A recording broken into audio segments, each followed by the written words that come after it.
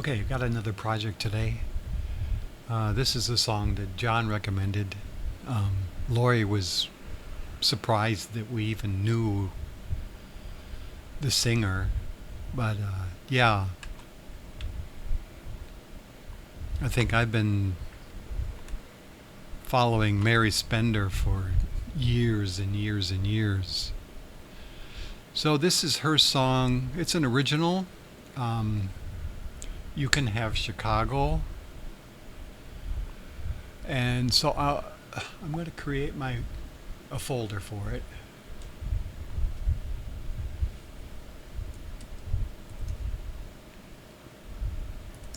Today is the 18th, and I'll just call it Chicago.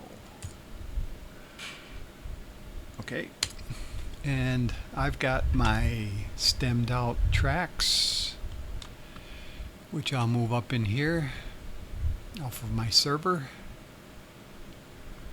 It's a zip file, so I'll unzip it. There it is. It's got the stemmed out tracks and the original MP3 that I used.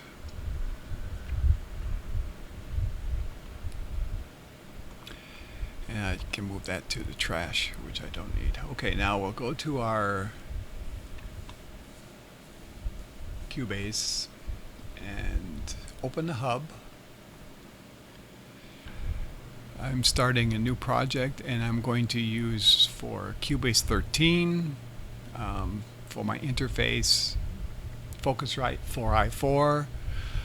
I'm using the SSL 9000J on every channel, and the drums I'm going to use are the Stephen Slate drums 5.5. So I'm going to hit create and create in our folder. Okay. Template is being loaded.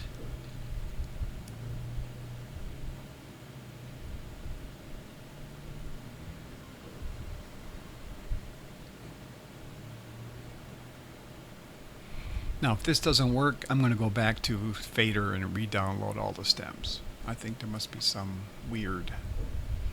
Okay, here's the SSD5. I'm closing that. I'm switching my project to 142 BPM. I'm locating on measure 6. Coming down here at the bottom of my project, and I'm going to import audio files.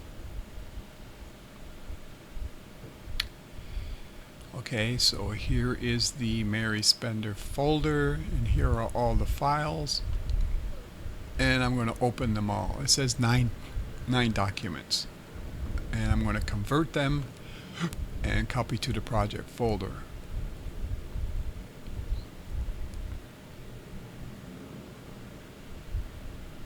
This is 3rd, 4th, 5th, 6th, 7th, 8th, 9th. Okay, insert on one track or different tracks. I'm going to select different tracks. And there we go. The display is a little hot. I'm going to pull this down. That makes more sense. Okay, first thing I'm going to do is I'm going to move all of these in my track list up to the top. Okay, then I'm going to change the order. So the first one is going to be the original official audio. So I'm going to put that up at the top. Next is the instrumental. The instrumental is minus the vocals. Actually, it should be minus the vocals, the drums, and the bass. can check that out. But I think no, the instrumental is just minus vocals. And then next, I do want to put the drums. So I have one drum track which is just the exported drums. Then I have the drums that have been split. So I've got the kick, the snare, and the drums other. So the kick, snare, and drums other, when mixed and combined, becomes the drum track, this one. My drums I like to colorize as purple, so I'll do that now. After the drums is the bass. I'm already there, so I'm going to colorize that. And the other is minus the drums, the bass, and the vocals. So typically that's just guitar or piano or violin, strings. It's just everything but the rhythm section, the drums, bass, and the vocals. And then lastly is the vocal track. Now, vocals I'm going to colorize yellow, and the other track, which is guitars probably in this case, is going to be my green. Now, before I go any farther, there is a synchronization issue between the original MP3 and the stem tracks. So you can see here it's a little bit delayed. So I'm going to basically try to bring that. I'll zoom in a little more, see if I can get the resolution a little bit. It looks already pretty good. It's just a little bit ahead now. I would say that's got to be pretty close. Okay, then I'll zoom back out.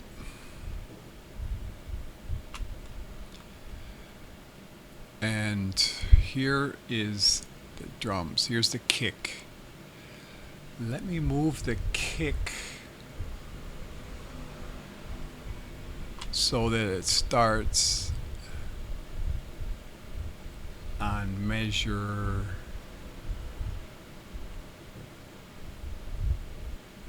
measure 10. How about that? Does that make sense? 10 or 11? Here's 11.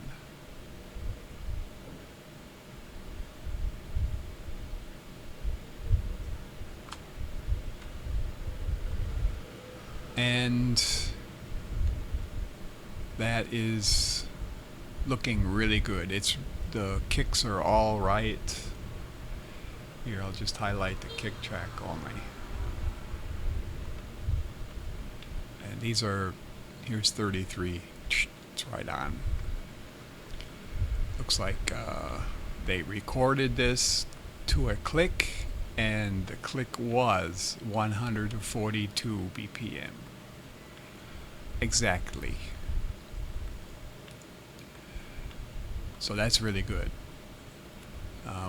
Let me get to the end of this. I'm going to get back on grid.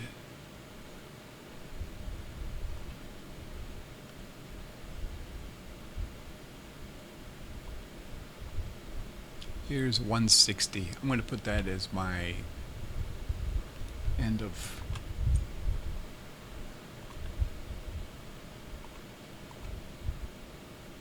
And I'll go to the beginning, and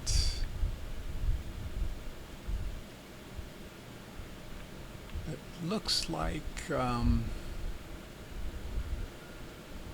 actually starting at around 7. Let me zoom a little bit.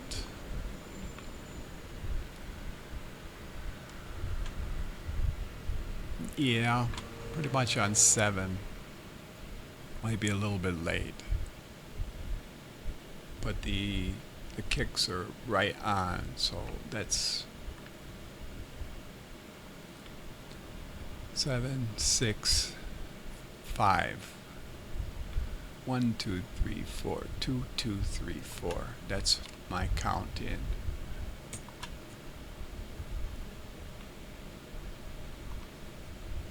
One, 2, 3, 4. 2, 2, 3, 4. Okay. Now, what do I want to hear?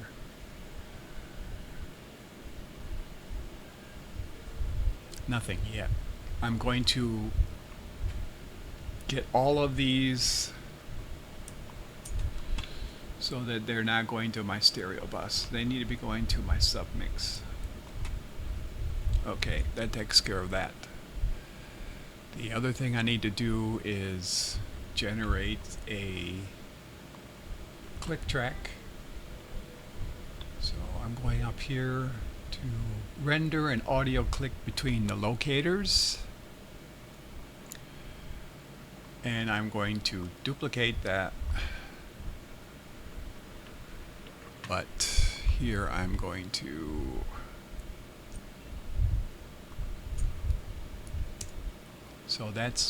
here's the audio click, and this is going to be the intro click. And I'm going to do one more, so I'm going to duplicate this again. But I'm going to record an audio count. So this will be my intro count. I won't do that right now, but that's something that I'll do. And then I'm going to take these 3 tracks and also make sure they're not going to the stereo bus. They need to be going to the submix.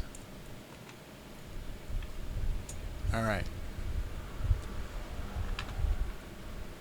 Mute that. Mute the instrumental. Mute the drums. Oh.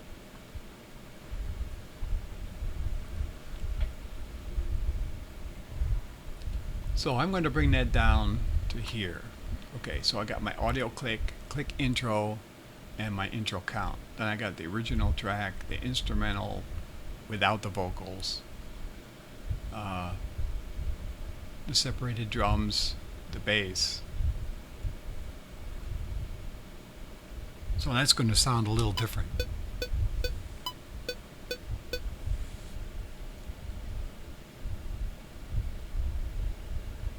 Because there's no guitar. So there's bass and drums.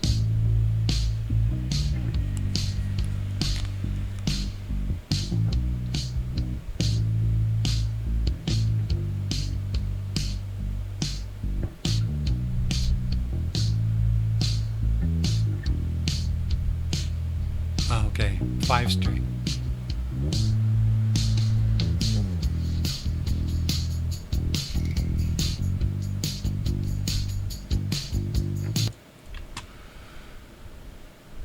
Let's confirm.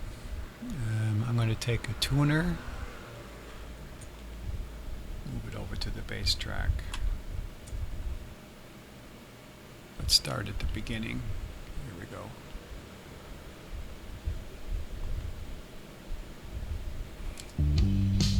G,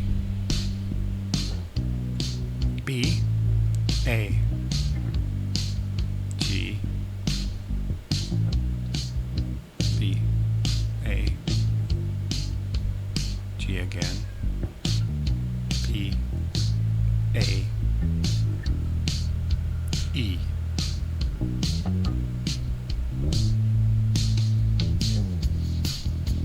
Okay, so I can do this with a 4-string.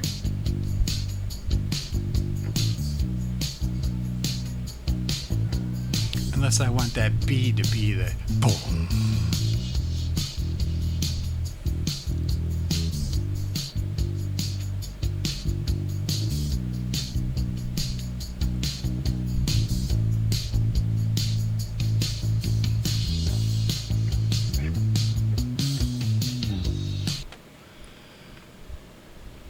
So this is what I call the tempo mapping.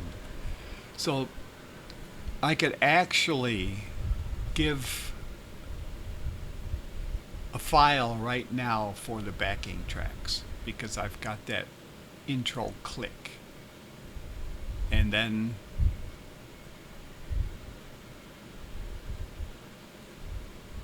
while the singer is singing their part, I can replace the drums and the bass. And then I can put those stems in a folder for John, and then he can do the guitar. Everything comes back, and then I mix it. And I don't have any of the original tracks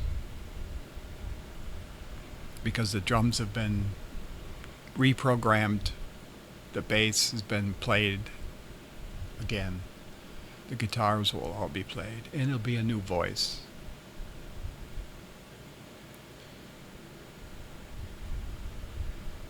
So that's the way our projects work. It works out really well, I think. I mean, rather than just, I think the thing that helps a lot is the fact that I'm able to get the original track and have it stemmed out, so that I have the separated drums, the separate bass, the separate guitars, and the separate vocals. And then that really allows us to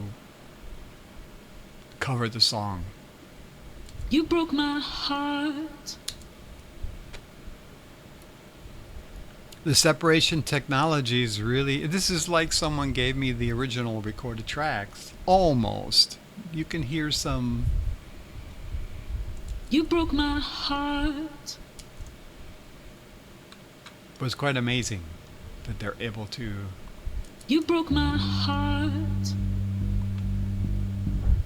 Bass only, bass with kick.